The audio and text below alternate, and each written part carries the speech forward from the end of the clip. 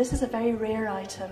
There are only 2 other libraries in the world that we know to have a copy of this.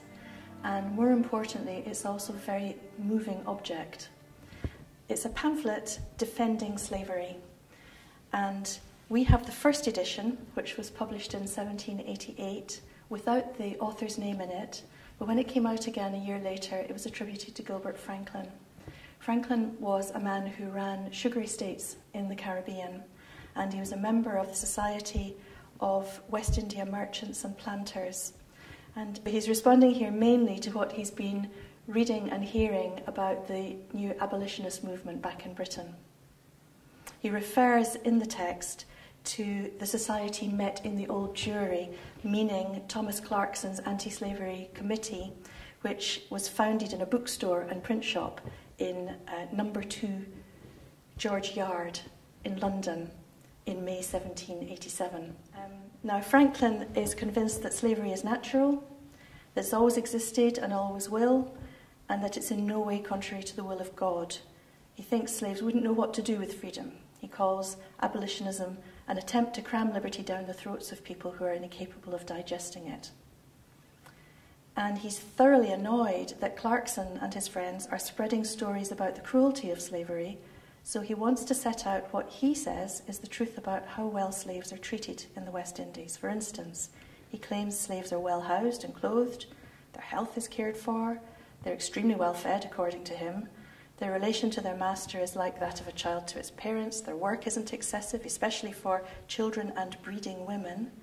And when slaves have to be punished, well, he says, flagellations are inflicted with so much care as rarely to disable the offender from work.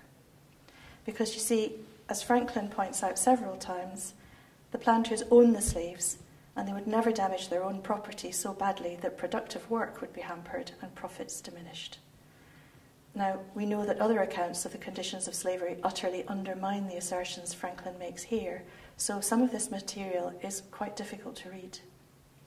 Franklyn's constant claim is that slaves on the plantations of Jamaica are far better off than soldiers, peasants, labourers, or the distressed poor of Britain. Of the abolitionists, he says, if they are actuated by the true spirit of Christianity, they will begin by alleviating the fate of their own poor as far as may be possible before they trouble themselves about us. So this is a text that's deeply concerned with contemporary ideas about liberty and self-government that really gripped the late 18th century. And I'm a professor of French, so I can't help noticing that it was written in the year before the French Revolution. And one reason Franklyn's account is so moving is that it reminds us how few people in his age knew what it was like to have freedom. But what's even more touching than the contents of this pamphlet is what we know about it as an object. This first edition was published by the printers Strooper and Preston of Harbour Street, Kingston. And one of the things we know about printers in Kingston at the time is that several of them had slaves. An inventory of Strooper and Preston several years after the publication of Franklyn's tract shows 2, Tom, valued at £90, and Chelsea, valued at 20.